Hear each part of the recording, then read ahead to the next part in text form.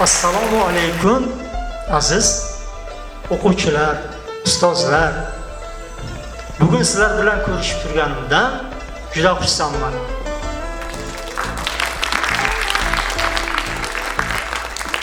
Aziz o'quvchilar, nomodiy madaniy merosimizning ijro san'ati yo'nalishida tashrif buyurdim.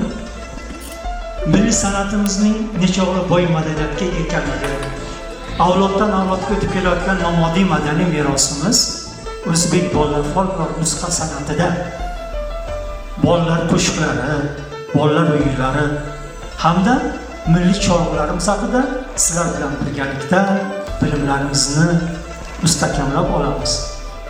Ma'lumki, har bir mamlakatning o'ziga xos ohanglari, kuy qo'shiqlari, musiqalari bor. Shuningdek, bizda ham milliy qadriyatimizga mos, millatimizning o'zligini namoyon etuvchi bir-biridan ajoyib bolalar o'yinlari, bolalar qo'shiqlari mavjud. Bularning ko'pchiligi sizlarga tanish. Etnografik adabiyotdan ma'lumki, O'zbekistonning qadimiy hududlaridan biri Boysunning shahri va uning atrofidagi qishloqlar an'anaviy madaniyati, turmush tarzi, xalq og'zaki ijodi bilan ajralib turadi.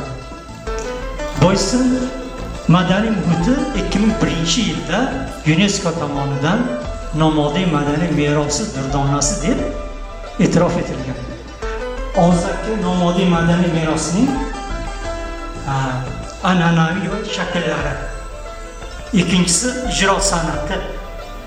Men ijro san'ati yo'nalishida sizlarga tashrif buyurdim. Uchinchisi jamiyatning urf-odatlari, marosim va bayramlari. To'rtinchisi tabiat va koinot bilan bog'liq bilimlar.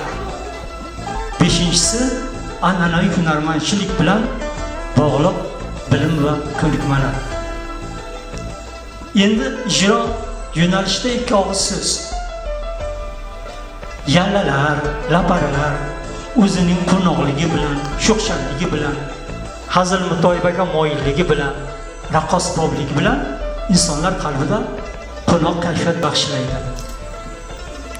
Folklor so'zi xalq, ya'ni donishmandlik ma'noni bildirishni bejiz emas. Bolalar folklorida aksariyati qo'shiqlar biron bir harakatli o'yinni ijro etish orqali bolalar qo'shiqlari ijro etiladi. Kim oladi? Ko'zi bog'liq bolajon, zardo'ppini yashirma, oq terakmi ko'k terak, arg'amchin kabi qo'shiqlarimiz shular jumlasidandir. Kattalar hamisha o'z farzandlarini o'ylab yashaganlar, mehnat va ijod bilan shug'ullanganlar. Kattalar bolalar uchun bir talay qo'shiqlarni yaratganlar va sababchi bo'lganlar. Endi milliy qo'shiqlarimizdan, bolalar qo'shiqlaridan kim oladi haqida sizlarga qisqacha ma'lumot beraman. Kim oladi o'yinida o'yin boshi qo'lda do'ppini baland ko'targan holda kim oladi yo shugunani yo, kim oladi yo shugunani yo 2 marta aytadi. Davrada yarim doira shaklida turganlardan biri davraga chiqib man olaman shugunani yo, man olaman shugunani 2 marta aytadi. O'zi xohlagan bola davraga chiqqandan keyin davra qatnashchilari yana o'yinda qiziqarli bo'lish uchun ololmaysan shugunani yo, ololmaysan shugunani yo 2 marta aytadi. Davraga chiqqan bola ololaman shugunani yo, ololaman shugunani yo. Barcha davraga chiqqan bolani olqishlab turishadi. Uddasidan chiqqan bolani qarsak bilan olqishlab qo'yishadi. Azizlar, bugun endi sizlar bilan birgalikda kim oladi o'yinni birgalikda ijro etamiz. Ey bolalar! Kim oladi yo shugunani yo? Ololmaysan shugunani yo, ololmaysan shugunani yo. Ololmaysan shugunani yo, ololmaysan shugunani yo. Ye botir bo'lsang ham o'zingni ko'rsat, shotir bo'lsang ham o'zingni ko'rsat. Shotir bo'lsang ham o'zingni ko'rsat. Shotir bo'lsang ham o'zingni ko'rsat. Qani. Qani, ololmadi. Yaxshi, endi birgalikda bajaramiz. Qani. Hey bolalar, kim oladi yo shu kunani yo? Bu qanaqa o'yin bo'ldi? Bu o'zimizning milliy o'yinlardan kim oladi o'yinni? Unda ko'p cho'zib o'tirmasdan boshlaymiz-da. Qani bolalar, kim oladi yo shu kunani yo? Kim oladi yo shu kunani yo? Kim oladi yo shu kunani yo? Kim oladi yo shu kunani yo? Men olaman shu kunani yo. Men olaman shu kunani yo. Olamaysan shu kunani yo. Olamaysan shu kunani yo. Olaman shu kunani yo. Olaman shu kunani yo. Boshing boshingni ko'rsat. Boshing boshingni ko'rsat.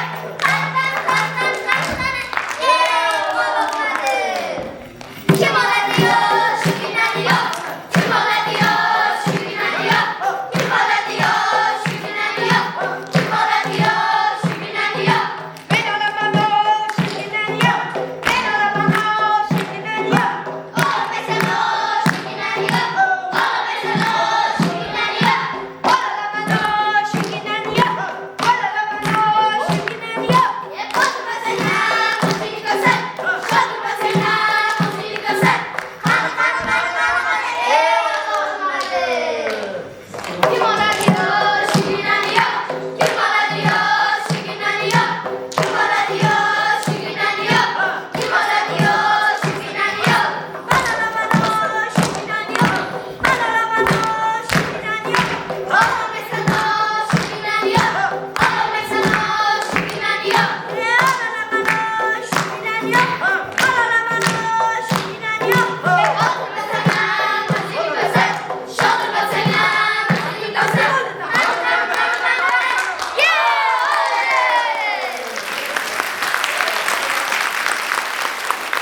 Aziz o'quvchilar, Chonqovuz cholg'usi. Qadimda chonqovuz yog'ochdan yasalgan. Keyin esa suyakdan yasalgan. Keyin qamishdan yasalgan. Keyinchalik mahalliy temirchi ustalaridan metalldan yasalgan. Bu chonqovuzni o'zimizning milliy hunarmandlar yasagan chonqovuz. Bunda men bo'ysuncha nag'malardan qisqa chalib beraman.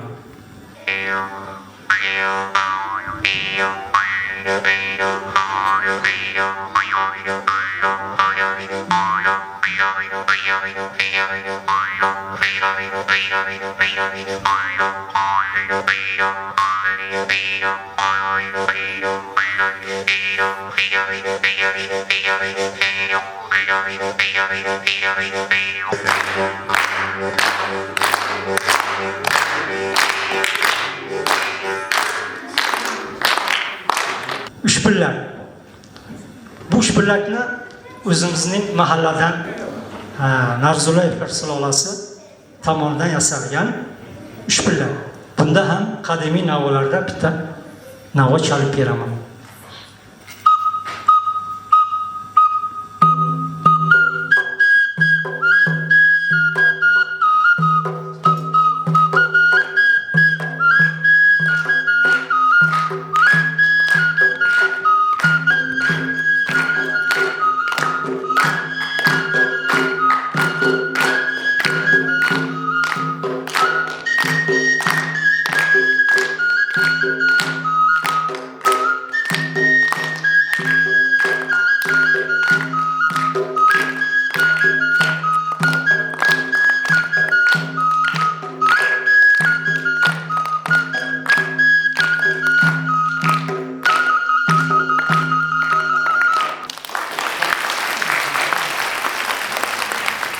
Azizlar, har bir viloyatning o'ziga xos yo'nalishi mavjud.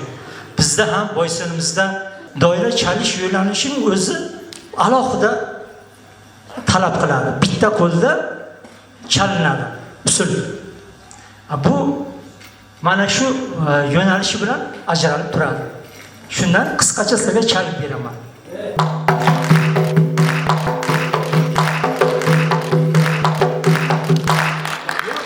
aksincha ma'lum usul.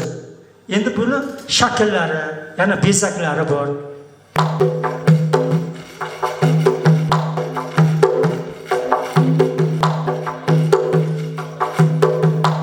Endi buni bo'ysuncha yana bitta chalish yo'llaridan shaqildoqlarni shaqillatib, doirani shaqildoqlarni shaqillatib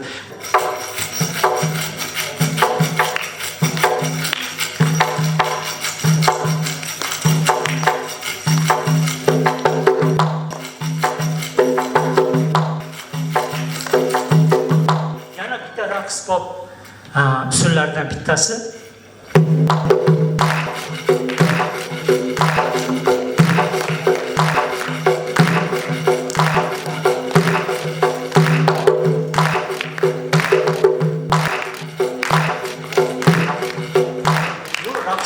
Usullarimizda bolalar qo'shiqlari harakatli o'yinni namoyish etish bilan birgalikda ijro etiladi. Bolalar qo'shiqlari kattalar qo'shig'idan shundan farq qiladi. Masalan, an'anaviy ijroning o'zining yo'nalishi bor. Demak, shoshmaqomda o'zining yo'nalishi bor. Estradaning o'zining yo'nalishi bor. Bolalarda qo'shiqlari aksariyati biron bir o'yin harakatida namoyish qilish orqali ijro etiladi.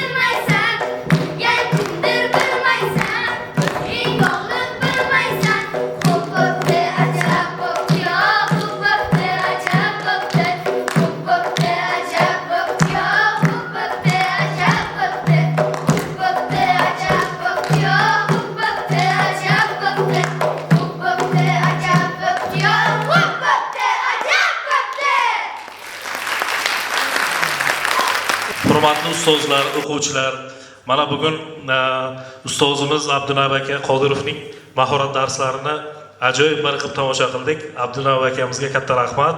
Endi shu 6-bolalar musiqa san'at maktabining direktori Erkin aka Niyozovga so'z navbatini beramiz. Marhamat Erkin aka. Avvalambor assalomu alaykum, hurmatli o'quvchilar, ustozlar. Mana bugun Boysun tuman insonlar madaniyat markazi qoshida tashkil etilgan Boychechak xalq bolalar folklor etnografik xalq ansambli badiiy rahbari, O'zbekiston hududida nomoddiy madaniy meros saqlovchisi Abdunab akamiz Qodirov tomonidan nomoddiy madaniy meros ijro san'ati deb nomlangan mahorat darsi ajoyib tarzda o'tkazildi. Biz bundan xursandmiz. Abdunab aka, siz Qurolay ansamblida ishlayotgan paytingizdan bilamiz, bolalarni yaxshi ko'rasiz. Bolalar bilan ijodiy faoliyatda olib borishni yaxshi ko'rasiz. Ijodingizga baraka bersin. Arzimagan bo'lsa ham Boysun tuman 6-son bolalar musiqa san'at maktabi nomidan mana shu Qurolayda qancha ishladingiz aytmoqchimanki, mana shu bolalar bilan ishlash sizga yoqadiki, yana bitta shundan so'r shunday tartibda bolalar ansamblini shakllantirdingiz hamda ularga hukumatimiz tomonidan vazirligimizda qilingan sizga e'tibori mana shu bolajonlarimizni ijodini ko'ra olgan holda xalq ansambli unvoni berildi. Aka, sizga ijodiy barkamollik, omadingizni bersin. Yo mana yoshingizga qaramasdan shu bolajonlarni tetapoyoqqa yo'ldan yetaklab qaysi tadbir, qaysi konsert, festival bo'lsa olib yurasiz aka. Rahmat deymiz. Boysunlik bir oddiy san'atkor sifatida, ijodkor sifatida men sizni hamisha qo'llab-quvvatlayman. Rahmat aka.